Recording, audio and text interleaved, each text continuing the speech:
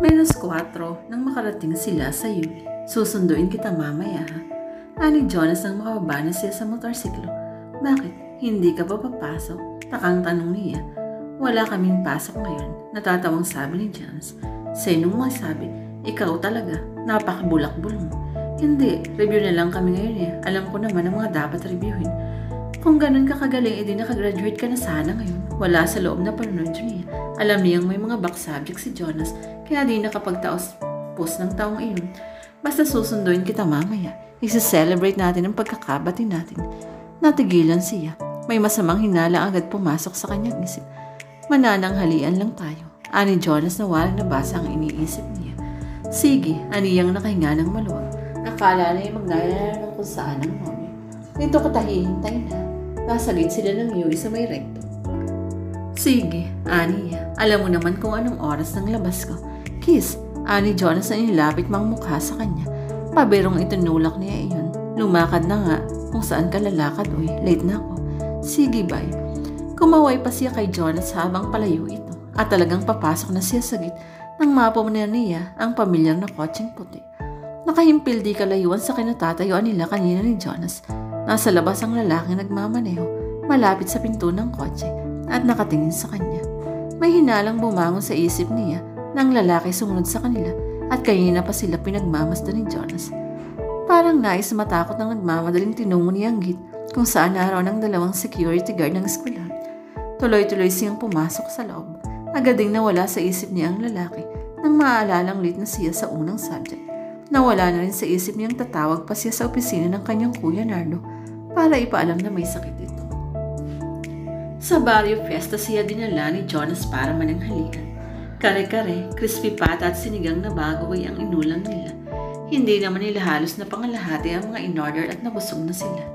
Ang gusto ni Jonas ay iuwi niya ang mga natirang pagkain ngunit tumanggi siya. Tiyak na questionin siya ng kanyang ate Nilda. Ayaw pa niyang ipaalam dito na nakipagbati na siya kay Jonas. Ramdam kasi niyang ayaw ng kuya Nardo niya kay Jonas. Parang natuwa ito nang malamang nag-break na sila.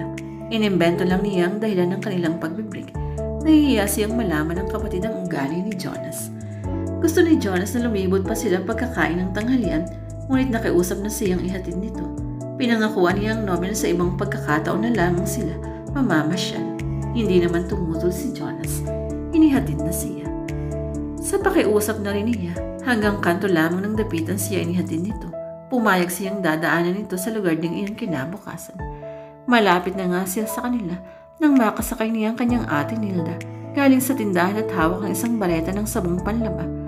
Nagtaka siya kung bakit hindi ang isa sa mga pamangkin niya ang inutusan. Hindi ka nakatawag sa opisina, no? Wari hindi isang tanong ayon, kundi isang paniniyak. Napatigil siya sa paghakbang, hiyang-hiyang napatitig sa hipag. Ate Nilda kasi, pag-aapuhap niya ng makakatwiran. May nagpunta sa bahay na taga-opisina messenger. Ipinatatanong daw ni Mr. Toledo kung bakit di nag-report ang kuya mo nito lang makatanghali. Parang gusto niyang lumubog sa kinatatayuan. Hindi naman nanita ang kanyang ate Nilda. Pero guilty na guilty siya dahil lamang sa pakikipag-date kay Jonas ay nalimutan niyang isang napaka-importanteng bagay. Late na kasi ako kanina kaya nawala sa isip ko. Naisipan na lamang niyang sabihin. Partly totoo ang sinabi niya. Hindi siya nagsinungaling pero parang ganoon rin ang nararamdaman niya dahil kulang ang dahilang sinabi niya. Mas malaking rason ang pagkikita nila ni Jonas kung bakit nalimutan niya ang bili ng hipag. Tumango ang kanyang ate Nilda at umaktong lalakad na uli. Kanina nang huminto siya tumigil din kasi ito sa paglalakad. Ate, sorry ha. Nakasunod na sabi niya sa hipag. Talagang ganun pag minsan. Nakangiti nang sabi ng kanyang ate Nilda. Nagiging malilimutin tayo kapag tayo nagmamadali. Medyo gumaan ang loob niya. Dahil na makakain, di pa rin ako kumakain. Pinauna ko lang ang mga pamangkin mo at si Nard. Nakalamlam uli siya ng guilt dahil hanggang ngayon busog pa siya sa tanghalian nila ni Jonas. Pero kahit siguro siya ay maimpatyo, sasabayan niyang kumain ng hipag. Hindi naman siya sinisi ng kapatid sa hindi niya pagkatawag sa opisina nito. Natatawa na lamang sinabing masama sa pares niyang bata pang malilimutin. Pagkakain nila ng tanghalian ng hipag na mahinga lamang siya at hinagilap na ang marumi niyang damit. Regular na yun sa pang-araw-araw niyang trabaho. Pagkatapos niyang maglabay, sinusunod niyang paglilinis ng bahay. Tawag rin niya ang pagluluto ng hapon at paglilinis sa mga bata bago matulog. Sa paraang iyon, napapahinga kahit konti ang kanyang ate Nilda. Mula umaga kasi subsob na agad ito sa mga gawaing bahay.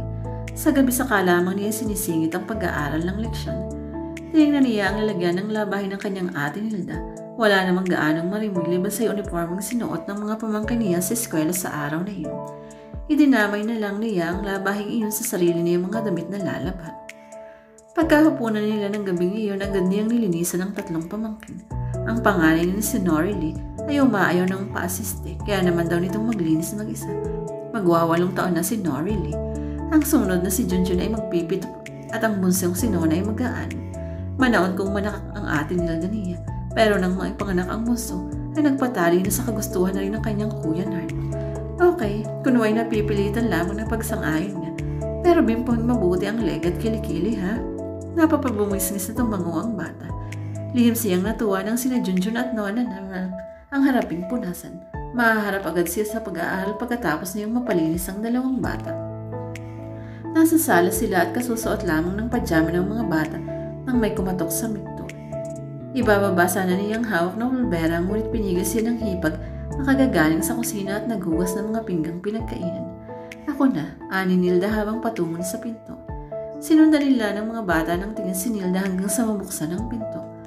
Good evening, anang panauhin hindi pa niya makita dahil natatakpan ng ate Nilda niya sa may pinto.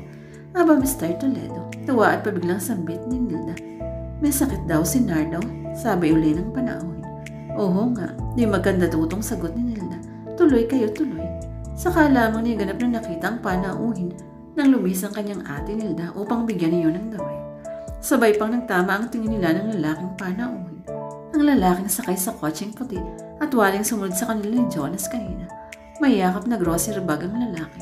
Parang nagulat din ang lalaki nang makita siya. Saglit na natigil sa paghakbang patungo sa salas. Dito ka ba nakatira? Tanong ng lalaki ng halos malapit na ito sa kinaroroonan nila ng mga pamangkin niya. Napamaang si Nilda. Magkakilala kayo? Ang takang tanong, kinabahan siya. Kapag sinabi ng lalaki kung saan sila nakita, mabibisto ng ate Nilda niya. Nagkabali din sila ni Jonas sa iyong dahilan kung bakit siya nakatawag sa opisina ng kuyang Nardo niya kanina. Nakabangga ko siya kaninang papasok ako. Agap na sagot niya para di agad makasagot ang panauhin. Naglit kumunot ang noo ng lalaki. Nasa BUA kayo kanina, Mr. Toledo? Tanong ni Nilda. Nag-aatubiling sagot ng lalaki. Oo, may dinalaw akong kaibigan sa gawin yun. Nakahinga siya ng maluwag. At least kahit hindi pa sila magkakilala ng lalaki, pinagtakpan na siya nito. Bahagyang nanginginig ang kamay na pinulbusan niya si Nona. Hindi niya malaman ang kanyang panginig at dahil sa nararamdamang kaba o sa takot pa rin mabuko siya ng hipag. Hipag ko siya, Mr. Toledo. Narinig niyang sabi ng kanyang ate Nilda. Tumingin ulit siya sa lalaki. Nakatingin din sa kanya. Waring may pinag-aaralan sa kanyang mukha. Siya ang boss ng kuya mo, Skyla. Si Mr. Damian Toledo. Madalas na niyang marinig ang pangalan nito kapag nagkukwentuhan ang kanyang kuya Nardo at ate Nilda. Pero ngayon lamang niya nakaharap ang lalaki. Kung tutuusin 2 beses na itong nakita. Kanina nga ang una. Pero hindi pa naman niya alam na ito ang amo ng kapatid niya. Kumusta ho kayo? Naisipan niyang sabihin. Mabuti. Ani Damian at ang kasanang makipagkami. Kaya naalala ang dalang grocery bag. Iniabot muna niya iyon kay Nilda. Para kay Nardo at sa inyo ng mga bata. Anito. Mag-abala pa ho kayo. Nahiyang sabi ni Nilda gayon may inabot din ang grocery bag at inilapag sa tabing suka. Kung alam ko nga lang nakasama niyo ang hipag mo. Si Skyla. Wari tinatan niya rin Damian sa mga labi ang pangalan niya. Isanin nakabili rin ako ng talagang para sa kanya. Halimbawa, espesyal na tsokolate. Kung edi ito rin mga tsikiting ko ang umuumot doon, natatamang sabi ni Nilda. Oo nga, pagsang-ayon ni Damian. Sa kadalaga na nga pala si Skyla, baka wala nang hilig sa chocolate. Ang alam ko iba ng hilig ng mga dalagang pares niya. Parang gusto niyang mamapitlag sa pilantik ng mga salita ng karap. Pinariringgan ba siya nito dahil sa nakita kanina? Si Jonas kaya ang pinatutungkulan ng ibang hilig na tinutukoy. Kasi na matagal na kayong di napapasyal dito. Kaya hindi nyo alam na may kapatid na rito si Nardo. Ani Nilda. Oo nga, medyo nangulimlim ang mukhang tugon ni Damian sa saglit na nag-isip. Ilang taon na nga ba mula nang huli akong mapunta rito? Halos maglilima ho. Birthday nitong bunso ko nung huli kayong narito. Saglit na saglit parang may bumakas na hapdi sa anyo ni Damian pagkaway masayang nagsalita. Oo nga pala, tandang-tanda mo pa. Ibig lang sabihin yun ay maglilimang taon na rin na hindi nagkakasakit si Nardo kaya di ko napapasyalan. Nagkatawa ng dalawa at napangiti na rin si Skyla. Sakalang nila naalalang puntahan sa silid ang may sakit. Ano bang nangyari, Nardo? Nakangiting tanong ni Damian ang nasa silid na nito at komportableng nakaupo sa isang silyang dili kilayuan sa kama. Ewan ko nga ba, boss. Napapakamot ang ulong tugon ni Nardo. Bihira naman akong tamaan ng trangkaso. Akala ko ngayon ko lang ang di tinatabla na yun eh. Akala mo kasi si Superman ka. Nanunod yung wika ni Nilda na kapapasok ng silid. Sumunod sa kanila.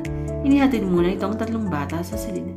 Kahit si Superman, kapag medyo nakakaligtaan yung batong pinagkukunan niya ng lakas, nanghihina rin.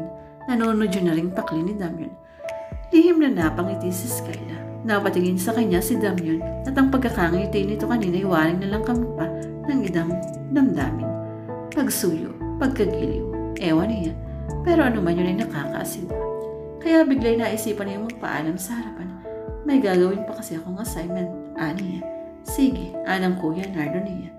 Pakiramdam ni Skyla na kasunod ang tingin sa kanya ng panauhin habang palabas siya ng pinto.